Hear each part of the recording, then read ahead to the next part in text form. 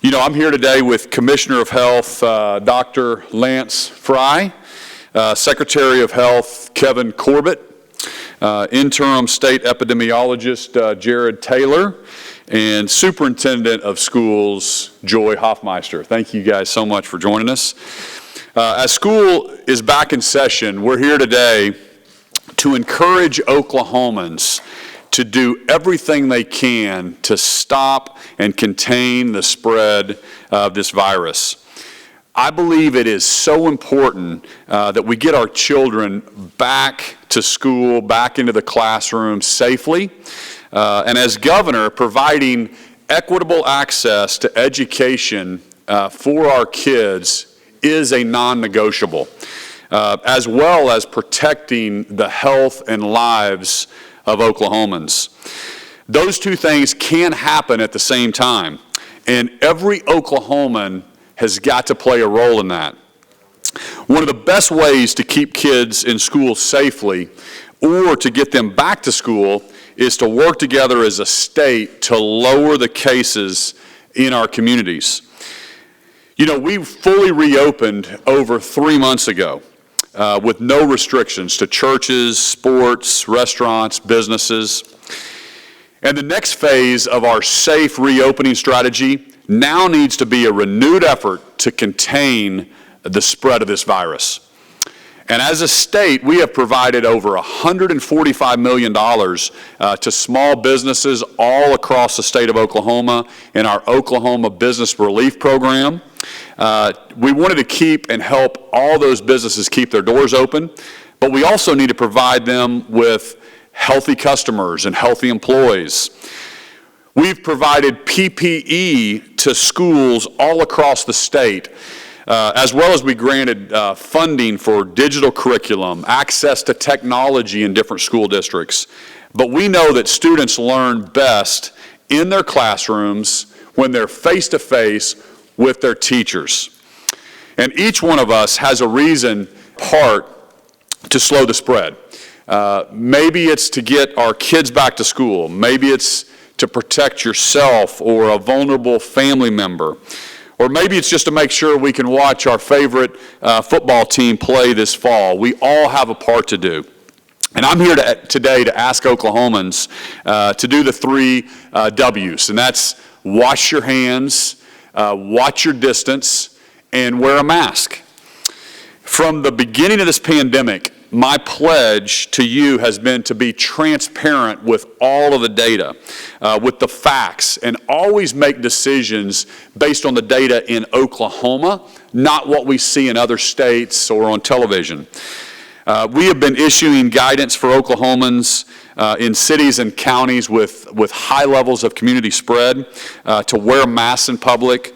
And the data shows that the cases in those areas have actually gone down once people started wearing masks. So Oklahomans, this is what we do. We come together and we support our neighbors in times of trouble. Whether it's a tornado, whether it's a flood or a fire, Oklahomans always jump in, roll up their sleeves, and do what it takes. And that's what we need to do in the fight against this virus. We can't let this divide us. We're all Oklahomans, and we need to be united in protecting our neighbors and doing our part to contain the spread. I've asked Secretary of Health, Kevin Corbett, to share some of the specific data we are seeing involving masks and give an update on the overall situation in the state. So, Secretary Corbett. Thank you, Governor. Good morning. Pleasure to be here with you. You know, as Oklahomans, we are all committed to reducing the spread of COVID-19 in our communities. Many of you have made personal and professional sacrifices for the safety of the communities you live, work, and play, and you're to be applauded for that. But we must continue to do this in order for numbers to decrease and our schools to stay open. We are in this together, as the Governor has mentioned many times, but we need to use the tools provided so we can work towards normalcy, wear masks, and social distance. You know, the evidence suggests that wearing masks works. Cities in Oklahoma like Altus and Ada, who when the alert system map was released in July, showed them in orange. Now they are in yellow. They took an active approach to wearing masks and saw their number of cases decrease. These cities have a strong recognition that wearing a mask not only protects them as an individual, but more importantly, is for the benefit of others. We must continue to fully recognize and reinforce the protection of our elderly population, specifically those in nursing homes. Personally, I wear a mask as I don't want to be a risk to this vulnerable population. I want to protect our most vulnerable group of Oklahomans. It is, quite frankly, simply the right thing to do.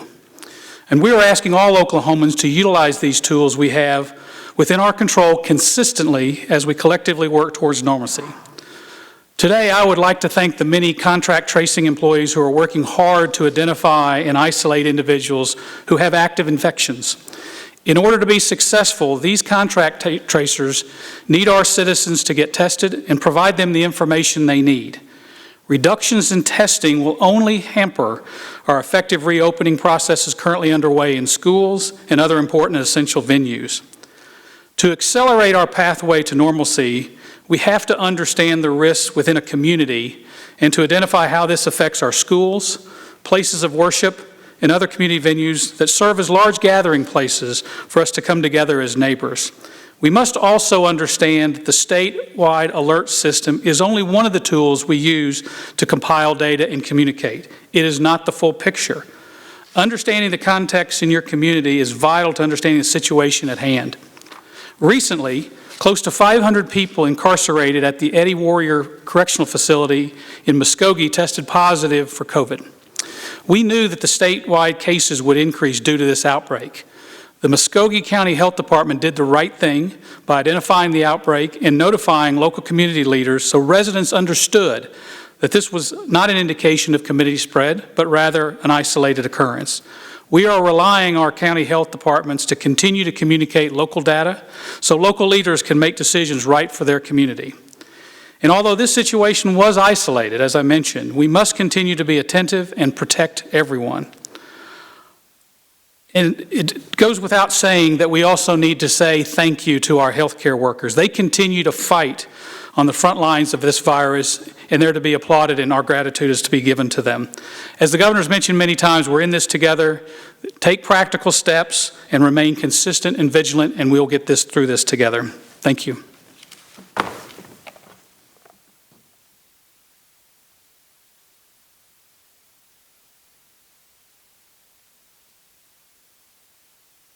Good morning, and thank you for the opportunity to share some updates with you.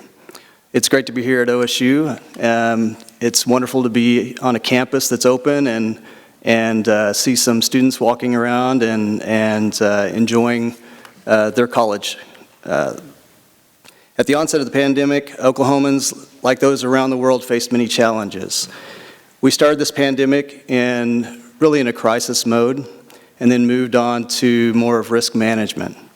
The original modeling forecasted that tens of thousands of Oklahomans would lose their lives, and we had 1 day of PPE on hand and really no in-state testing capacity, no hospital surge plan. Thanks to the collaborative effort of our many public and private partners, we've prevented much of this worst-case scenario. To date, Oklahoma currently has about 10,000 active cases of COVID-19. Those are people within the last 14 days that tested positive. And we also have had about 800 deaths for a mortality rate of about 1.4%. This is in comparison to the U.S. mortality rate of 3.4%. Oklahomans have played a vital role in the many successes of our response, making critical decisions for themselves and their families along the way. On August 27th, Oklahoma State Department of Health elevated Payne County to a risk alert level of orange based off of their cases per 100,000 in the county.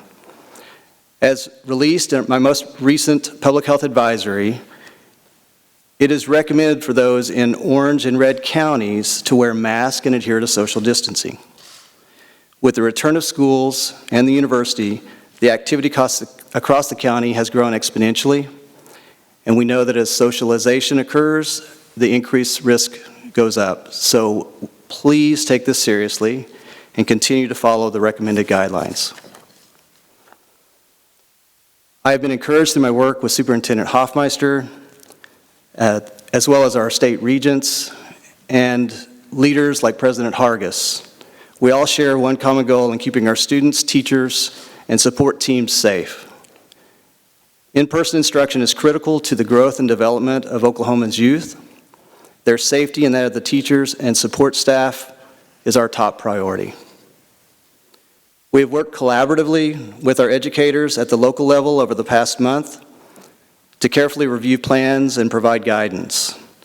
The recently updated Return to Learn guidance and teacher and staff testing plan will continue to support local administrators in making the best decisions for the well-being of their staff and school families. OSDH will continue this close working relationship and help navigate situations as they arise.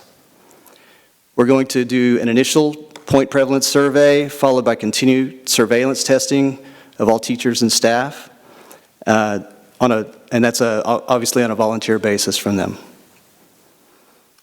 Our ability to share data effectively and efficiently has greatly benefited from our partnership. Especially, I want to give a thanks to Attorney General Hunter for his partnership with us on this. Supporting us in the transparent and timely delivery of data and information to include data sharing with schools provides support to local administrators in making the best decisions for the health and well-being of their families. OSDH intends to continue the transformation of data reporting systems to position Oklahoma as a leader in testing and mitigation of COVID, ensuring transparency of our situation, and finalize transitions to automated public health testing and reporting capacity. To date, we have seen 49,184 Oklahomans recover from COVID-19, and I want to encourage those Oklahomans that have recovered to donate plasma, just as the governor did. This will help us in many ways as far as treating patients, but we also want to encourage people to help us as far as bringing us closer to a vaccine. So we'd like for people to join clinical trials. To sign up for these, you would go to coronaviruspreventionnetwork.org, again, coronaviruspreventionnetwork.org, and sign up. We need a wide range of people from all different demographics in order to ensure quality vaccine. Finally, I want to reiterate to Oklahomans the importance of personal and social responsibility through preventative steps to keep yourself and those around you healthy. Wash your hands, keep your distance, wear a mask. It's all very simple things that we know how to do. Maintaining a healthy lifestyle is also incredibly important. I want to encourage everyone to exercise regularly and eat a healthy diet. Working together, Oklahomans should have hope that this is something that we will overcome. Before I get off of here, I want to give one final thanks to President Hargis, and I want to just outline some of the steps that they've taken here at OSU. We had a brief conversation before coming in here, and I was very happy to say that they're working very hard here at the campus and have had great results. So far, they've tested all resident hall and their football team. They're starting randomized testing of students today. They have all their classes recorded and require mask and social distancing when in class. And I just want to give him basically a shout out to him and thank them for all the work that they've been doing here. I appreciate your time today and would like now to introduce Oklahoma State Epidemiologist Jared Taylor.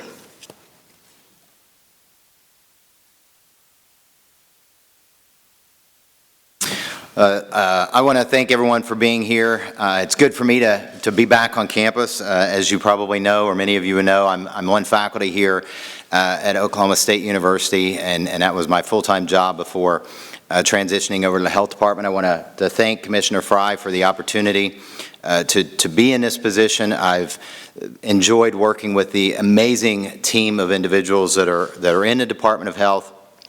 And as he said, this was a very much overwhelming circumstance and situation that we walked into.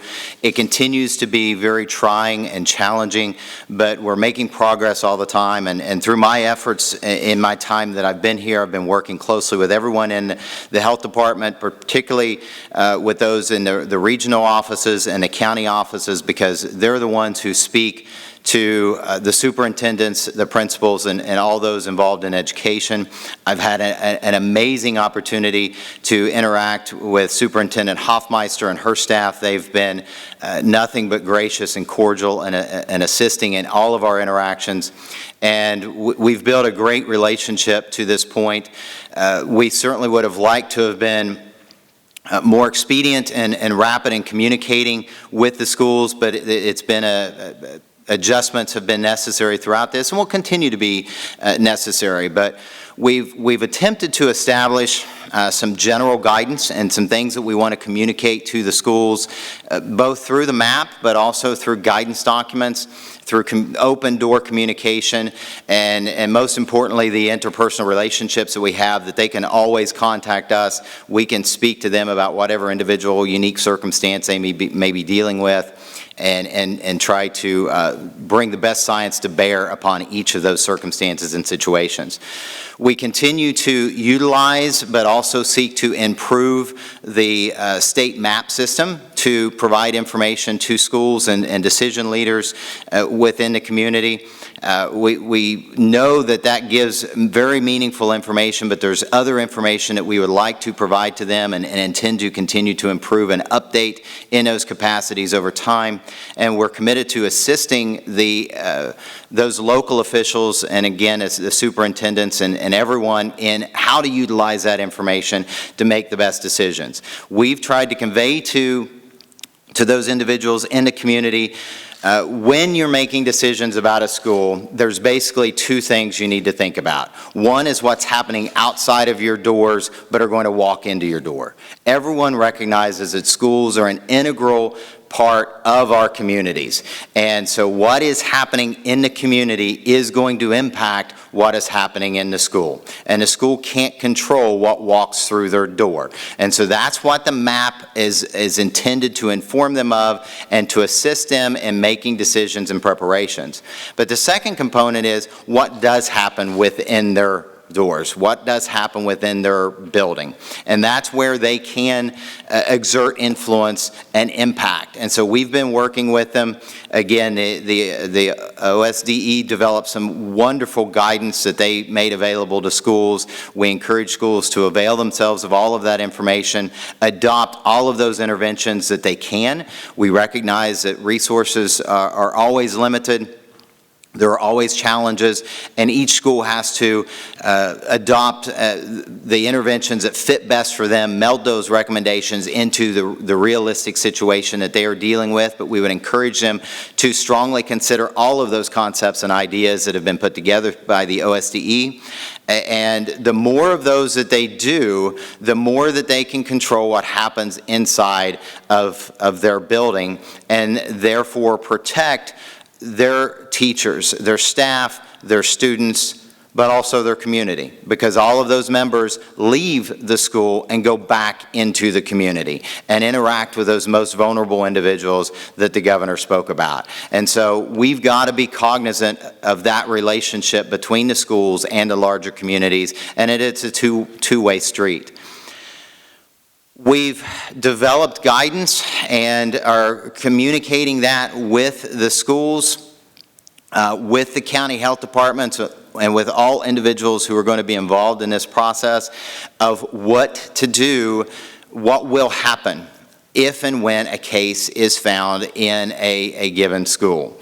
It's important to recognize that both the schools and the health departments have roles to play in that. The health department will absolutely take the lead in case investigation, in determining where contacts took place, and in establishing contact tracing and subsequent isolation and quarantine requirements. That's not a responsibility of the schools. We don't want the schools to feel that they have to do something that they're not trained to do, or that's going to create conflict within their community. So that is a responsibility of the health department. However, we desperately need the schools to play their role as well. And their roles are to cooperate with the health department in each and every one of those steps, and we're confident that they will. They can play a proactive role. We welcome them bringing information to us, including activities that an individual case may have been involved with, places they may have been, whatever like that. If they can collate that and have that information, then we can just have a more rapid response. So they have an integral role to play in these case investigations as well. And then subsequent to the determinations regarding isolation and quarantine requirements that are made by the health departments, those schools are not going to be enforcing those per se, because again, that is something that the health departments do, but those schools are charged with protecting the health of their teachers, students, staff, and everyone in their buildings. And so they need to be respectful and understand that those quarantine and isolation orders are orders that are, again, designed to protect all of the teachers, staff, students, and everyone in the building and in the community. And they should not be viewed as requests that are taken under consideration. Those are charges that we need to be respected, and for the schools to assist us in conveying the importance of compliance with those issues to any of those individuals who would fall under those circumstances. As part of the individualized case investigation, we will have specially trained health personnel who go in and speak with all of these individuals. We are going to work very hard. We understand the importance of education. We understand the importance of in-person education. We understand all of the things that schools do for their students, and we want to facilitate them being able to do that. So we are going to work hard to be as precise and limited as we can in the impact that these orders must have upon the school, while at the same time still effectively controlling what could have taken place or could take place in the school, by ensuring that those infected individuals are removed from the population and by removing any individuals who may have been exposed to those infectious individuals and keeping them out of the school. In other words, we don't have a blanket statement that says if you have a case in your class, the whole class is going to be quarantined. We're going to work with the schools proactively and figuring out how can we limit those impacts. And then we're going to interact and work with the schools in the circumstance of a case to figure out how broadly those restrictions need to be. And then we're going to work with the schools proactively thereafter, saying, how can we make this better for the next time if it occurs, or for helping us learn so that we can inform other schools and help them to be better prepared for when it comes into their door. So this is going to be an evolving process, but we're excited about what we've been able to do thus far. We feel confident that we can be successful with everyone's cooperation. As has been mentioned already, we know that we have efforts within our power that can help us control these things, this virus, and minimize the risk to everyone. So we want to encourage washing hands, basic hygiene, wear a mask, social distance, keep activities outdoors if at all possible, and we will continue to do all that we can to ensure the fullest enjoyment of life in our state and the fullest impact of our wonderful education system while minimizing the impact of the virus. With that, I'll turn it over to Superintendent Hofmeister. Thank you very much. I hope you can hear me. I just want to first thank Governor Stitt for inviting me, for all of his cabinet and team. We are very, very grateful to be partners with this. We know this is a time where we are relying on our local leaders, and I thank President Hargis. I thank also for our Stillwater Superintendent, Superintendent Mark Moore. Thank you so much for your leadership. These are examples of how we have boots on the ground trying to actually work out these policies that are set in place. So just a progress update for you. The vast majority of Oklahoma public schools, 75%, have opened, offering full-time in-person instruction. Less than 8% of districts opted to open with virtual only. These are difficult, often gut-wrenching decisions for districts to make. There are many reasons that in-person learning and instruction is so critical for education, not the least of which is the impact of face-to-face instruction with a teacher, the connection, building of a relationship all moves so much more swiftly when we can be together. We know that other factors are also affected, child nutrition. There are, sadly, unstable households that, for many of our children, school is their safe place. And then there's the mental health supports that our children often find at school. So even with all of these factors and considerations, districts are trying to do their very best to work with their local communities to lower transmission so that we can do in person those 3 R's, reading, writing, and arithmetic. And the way we do that is by out in the community following the 3 W's. Wash your hands, watch your distance, and wear a mask. At least 110 of our districts who are in person have seen positive cases in their schools, and most of these incidents have resulted in the disruption of quarantining. We want to avoid that. Masks mitigate spread. It's that simple. Our kids need schools open, and the absolute best way for that to happen, because fewer cases mean fewer quarantined and fewer possibilities of tragedy, is for everyone to wear a mask for their friends, families, and neighbors. Thank you so much for doing your part. Thank you for being here today, and thank you for the opportunity for an update on the 700,000 Oklahoma school children and the 80,000 who serve in those schoolhouses. They are counting on each one in the community to do their part. Thank you. Thank you so much, Superintendent Hofmeister. Thank you for the update, Dr. Taylor. We are committed to supporting our local communities with whatever they need to fight this virus. But as we've mentioned here today, the best way to fight this virus is for every Oklahoman to do their part, and that's, like Superintendent Hofmeister said, and everybody's echoed, is wash your hands, watch your distance, and wear a mask. I also want to give an update on our nursing homes. I know there are so many Oklahomans who are struggling because they haven't been able to visit their loved ones or their family members. And I'm happy to report that rapid testing machines are on their way to hundreds of nursing homes across our state. Around 200 machines have already been delivered, and the rest are scheduled to ship out later this week.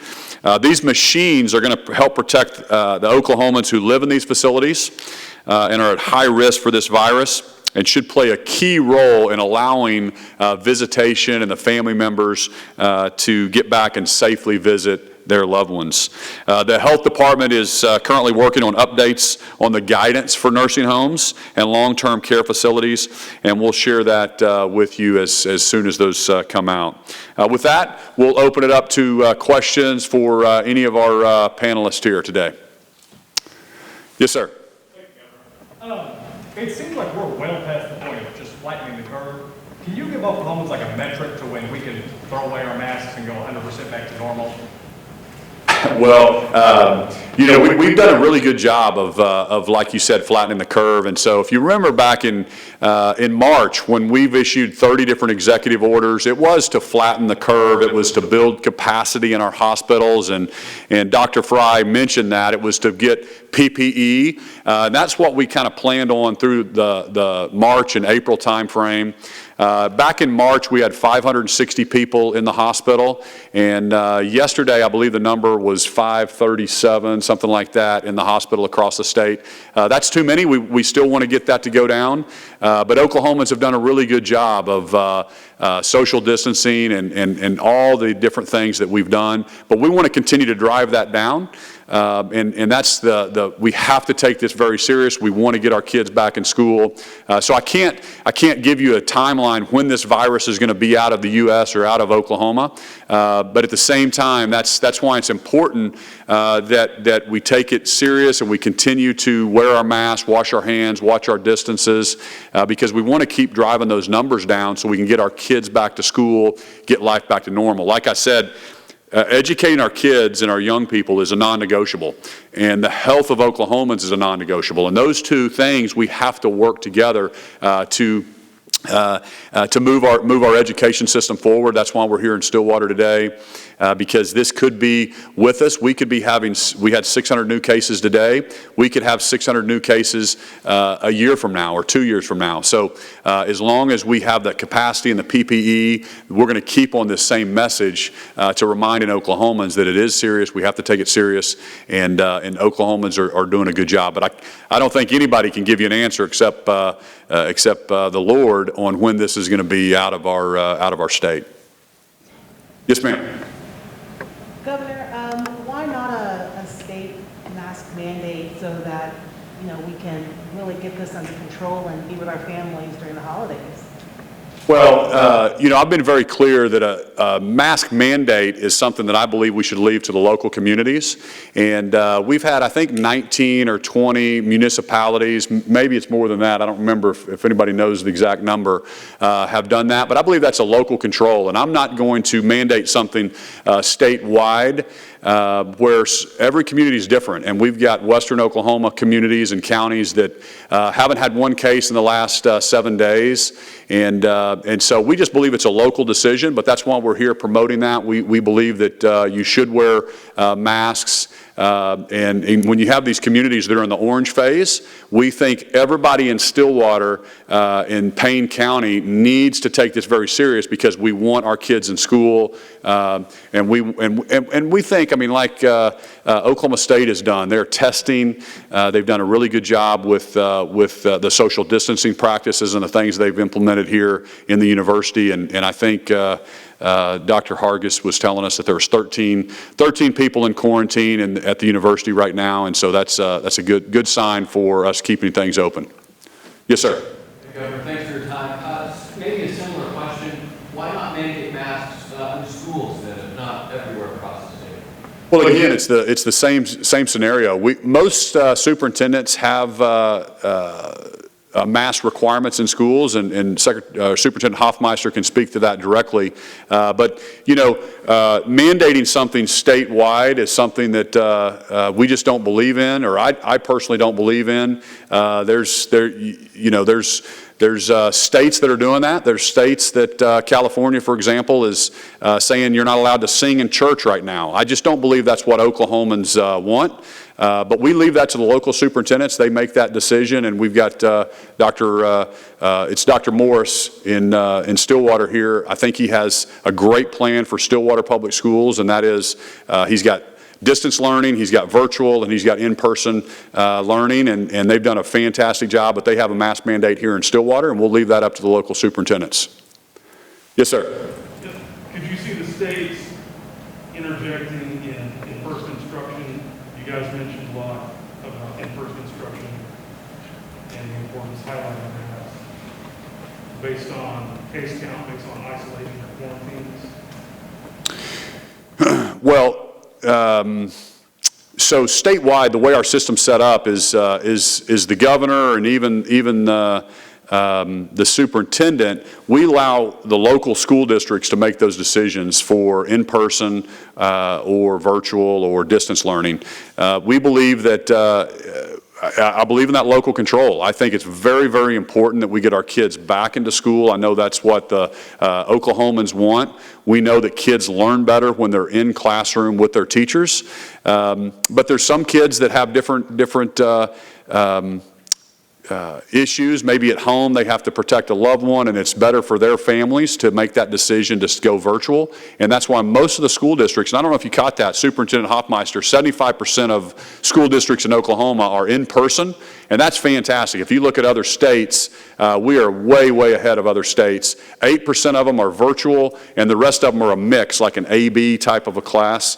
So I just love the flexibility, the innovation that we're doing. This is about choices. This is about personal responsibility. It's about taking things seriously and versus mandates. That's why we're here being transparent with our data, and we're letting our health department, I can't say enough great things about the folks on this stage that are communicating directly with the superintendents, giving them all the data they need. Superintendent Hofmeister and Dr. Frye and Dr. Corbett and Dr. Taylor or Kevin Corbett and Dr. Taylor are in communication all the time on how they can continue to keep schools open and provide a safe environment for the students and the teachers and the family. We also rolled out $10 million, as you know, of PPE. We distribute that all across the state. That's what the State Department of Education requested to make sure we could keep them open safely. Yes, sir. As you mentioned earlier, the city of Stillwater is one of those municipalities with a mask mandate in place, yet we continue to see a fairly rapid rise in cases over the last few days. What more could our local leaders or the state government be doing to slow the spread of COVID in communities like ours? Yeah, so I don't specifically, does anybody know the exact count that they have in Stillwater? Nobody? No, okay. Statewide, we have 660 today. So again, we have to take personal responsibility. That's why we're here in Stillwater. We're going to be in another city here in the next couple of days, because if the city goes from yellow to orange, we want to be here to remind everybody in Payne County and the city of Stillwater to do your part to slow this spread. We want to see Stillwater go back to a yellow phase.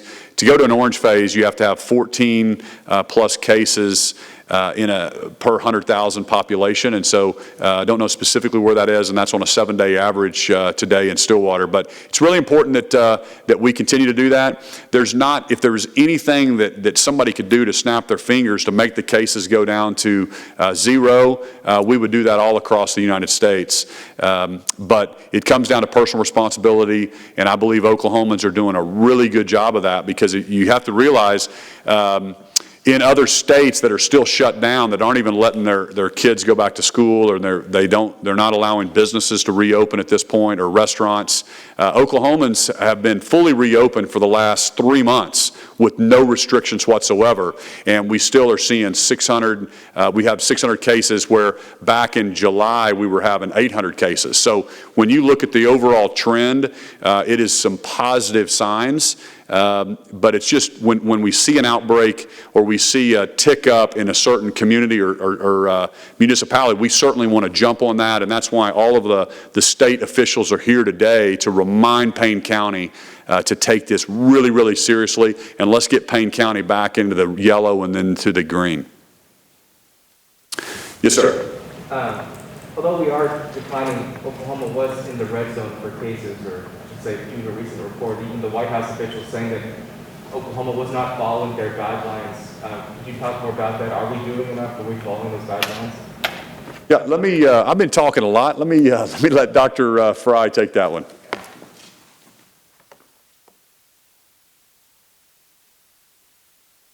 So that's a great question. We are following their guidelines. I mean, one of their guidelines, for instance, is to mandate masks. Well, you've just heard many times that we're not going to do a statewide mandate for masks. We are all completely in favor of masks. We want to promote masks, but we're just not going to do a mandate at that time. You know, when Dr. Burks was here, she had a conversation with us about that, and she was very understanding, reasonable. She said that if you can't require a county or a city who has, say, less than 5% positivity in their community, you can't expect them to have a mask mandate when later on, if they have more community spread, you might need a mask mandate. And if you require things of them early on that really just aren't as necessary, they'll become recalcitrant to that advice later on. So we want to encourage masks, but to force people to do it in certain situations is not reasonable all the time. So, but the rest of their recommendations, we certainly have been working with those requiring or asking for social distancing, wearing masks. I don't remember all the things that they put in there, but we've done quite a bit with that. The increased testing, we developed testing in the state. We're increased testing now. We're working with our school systems to make sure that they open up and go to school safely as possible. There are long-term care facilities was mentioned in there as well. We are doing recurrent testing in long-term care facilities. We've asked them to be tested once a week. We have the rapid machines being deployed there. So I know that this has gotten a lot of press recently, but we've got a long spreadsheet that we follow with all of the recommendations from the White House in there, and we make sure that we address that every week, and we go through and see how are we addressing these things. Yes, ma'am.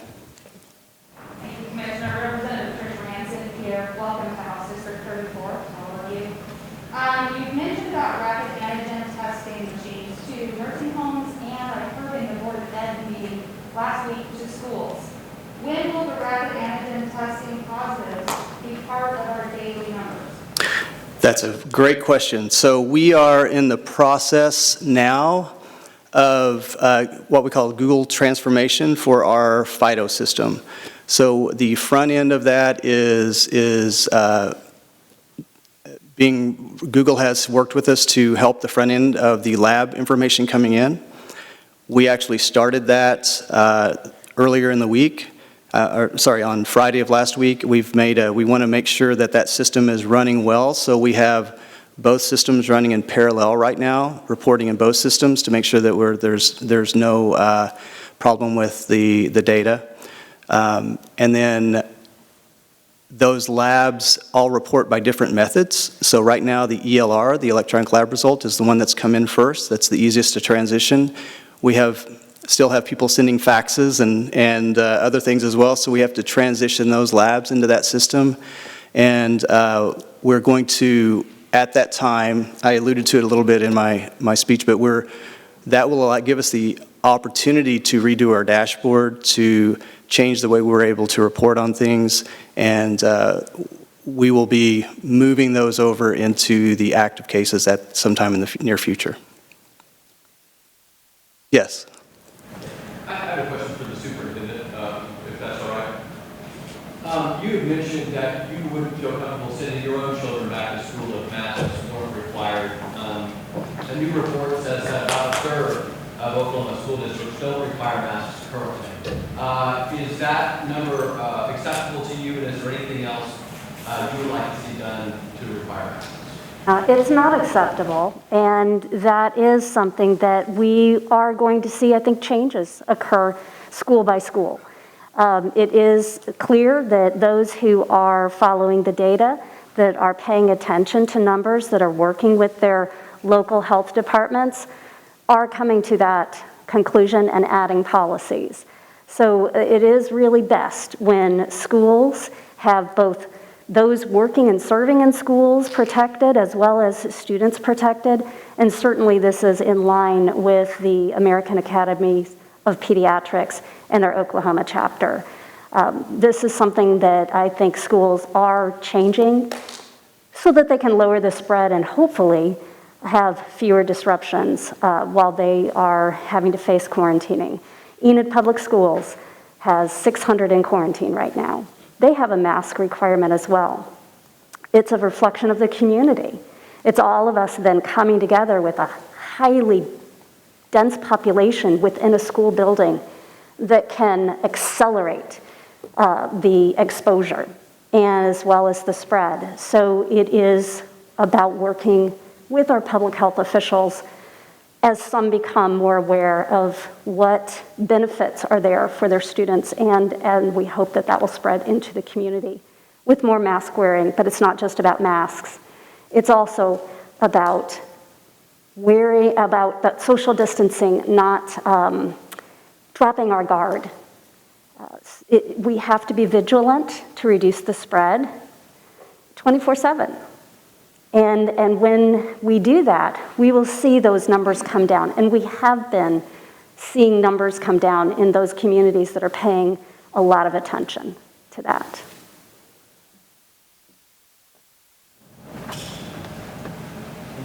Yeah, so just to follow up right before you left off, this meeting here was prompted by the Payne County spike. I mean, is that sort of what brought us all together? And is that something we can expect in other communities? Yes.